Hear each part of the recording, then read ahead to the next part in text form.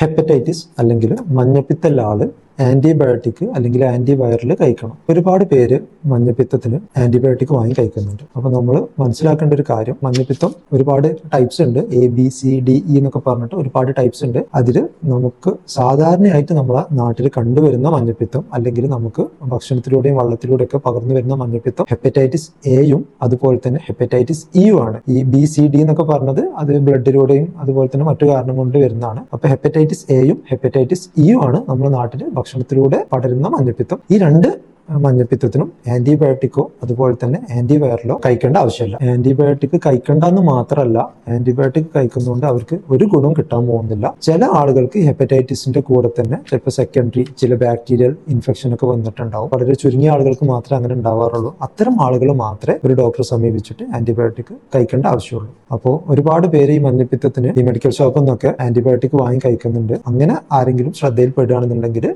അവർക്ക് ഈ ഒരു ഇൻഫർമേഷൻ പാസ് ചെയ്ത് കൊടുക്കുക.